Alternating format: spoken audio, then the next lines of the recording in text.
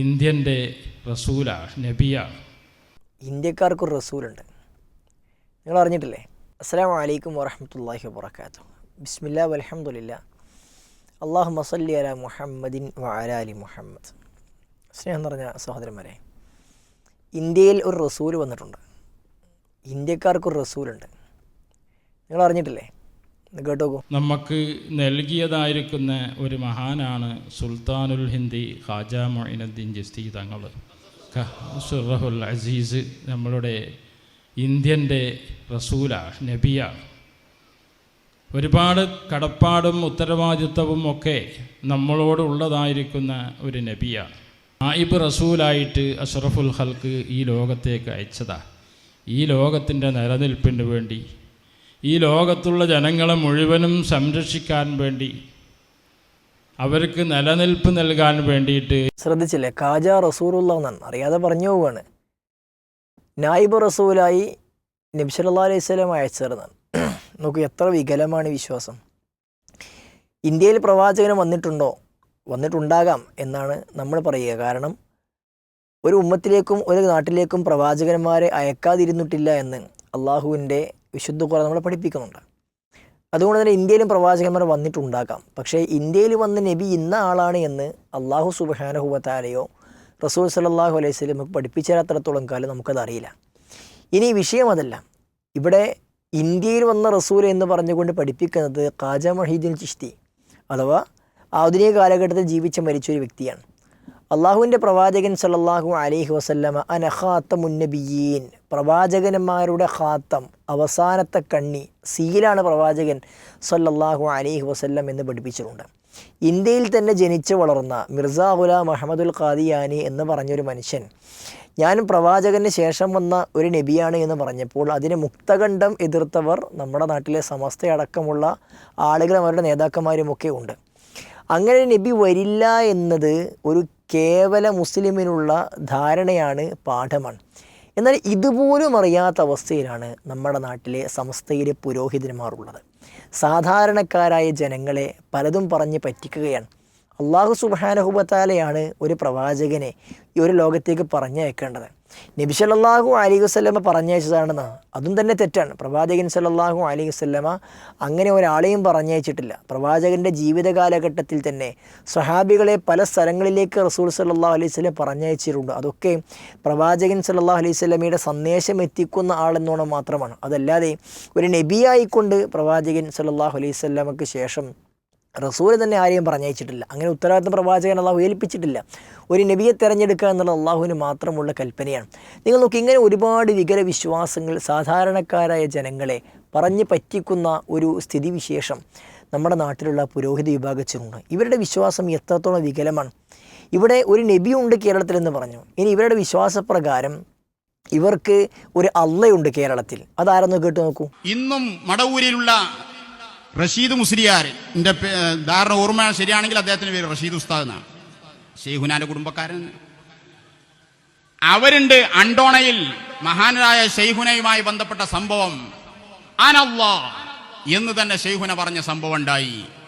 കേട്ടില്ലേ? അനല്ലാ എന്ന് CM പറഞ്ഞു എന്നാണ്. നോക്കൂ, എത്ര വികലമാണ്.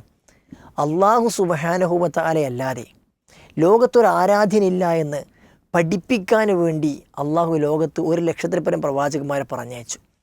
ആ പ്രവാചകനിൽ ഏറ്റവും അവസാനത്തെ പ്രവാചകനായി മുഹമ്മദ് മുസ്തഫ നബി കരീം സല്ലല്ലാഹു അലൈഹി വസല്ലമയെ അള്ളാഹു തിരഞ്ഞെടുത്തയച്ചു.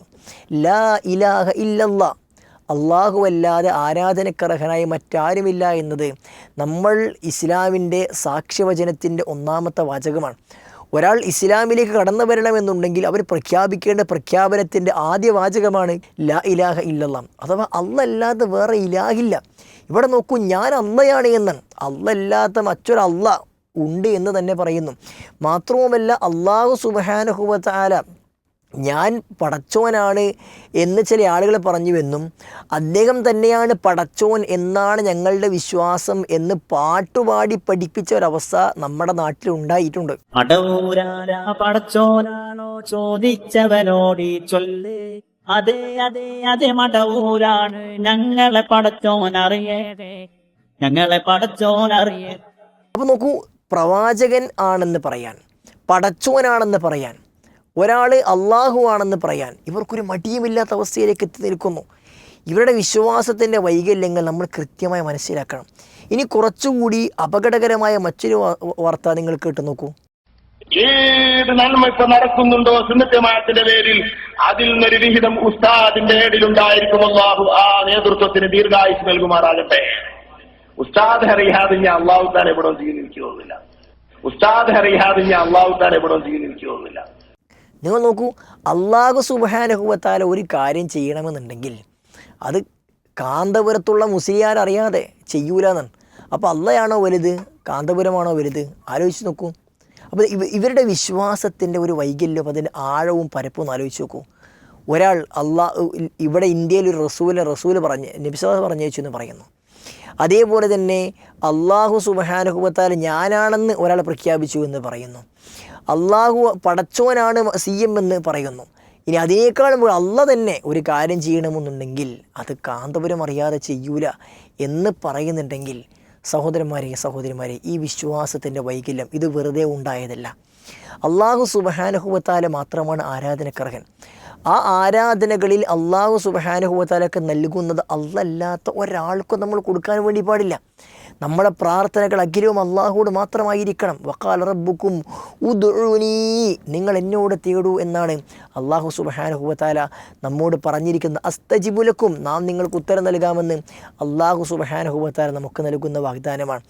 എൻ്റെ അടിമകൾ എന്നോട് ചോദിച്ചാൽ ഖുൽ ഇന്നി ഫഇന്നി ഖരീബുൻ, ഞാൻ അവരുടെ ഏറ്റവും അടുത്തു നിൽക്കുന്നു എന്നവർക്ക് പഠിപ്പിച്ചു കൊടുക്കണം പ്രവാചക എന്ന് റസൂൽ സല്ലല്ലാഹു അലൈഹി വസല്ലമയോട് പഠിപ്പിക്കാൻ വേണ്ടി അള്ളാഹു പഠിപ്പിച്ചത് പറഞ്ഞത് ഖുർആനിൽ കാണാൻ സാധ്യമാകും.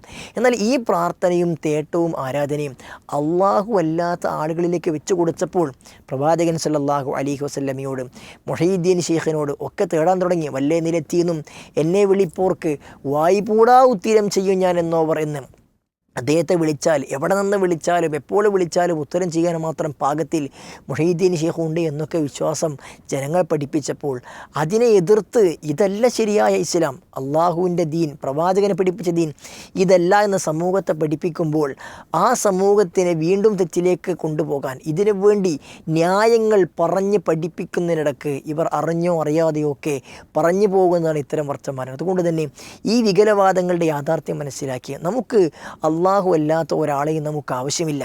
നമ്മുടെ കാര്യങ്ങൾ ഏറ്റവും നന്നായി അറിയുന്നവൻ, നമ്മുടെ ഹബ്ലുൻ വരീദ്, നമ്മുടെ കണ്ടനാടിയേക്കാൾ ഏറ്റവും അടുത്ത് നിൽക്കുന്നവരാണ് നമ്മുടെ രക്ഷിതാവായ അള്ളാഹു സുബ്ഹാനഹു വ തആല. നമ്മൾ ചോദിച്ചാൽ എല്ലാം നൽകാൻ അള്ളാഹു സുബ്ഹാനഹു വ തആല തയ്യാറാണ്. ആ റബ്ബിലേക്ക് മാത്രം നമ്മുടെ കരങ്ങൾ ഉയർത്തുക. അള്ളാഹു അല്ലാതെ റബ്ബിലേക്ക് അടുപ്പിക്കുന്നവരെന്ന് ആരൊക്കെ എന്തൊക്കെ ന്യായം പറഞ്ഞാലും അവരെല്ലാം നമ്മളെ റബ്ബിലേക്ക് അടുപ്പിക്കുകയില്ല, മറിച്ച് റബ്ബിൽ നിന്നും മഹാവിദൂരത്തേക്ക് നമ്മൾ ആട്ടി അകറ്റുകയാണ് എന്ന് മനസ്സിലാക്കിക്കൊണ്ട് വിശ്വാസത്തെ, ആദർശത്തെ നന്നാക്കാൻ നമ്മളെല്ലാവരും പരിശ്രമിക്കുക. അള്ളാഹു നമ്മെ അവരെയും സ്വർഗത്തിൻ്റെ വക്താക്കളാക്കി മാറ്റുമാറാകട്ടെ. വസല്ലല്ലാഹു അലാ മുഹമ്മദിൻ വഅലാ ആലി മുഹമ്മദ് വൽഹംദുലില്ലാഹി റബ്ബിൽ ആലമീൻ. വസ്സലാമു അലൈക്കും വറഹ്മത്തുള്ളാഹി വബറകാതുഹു.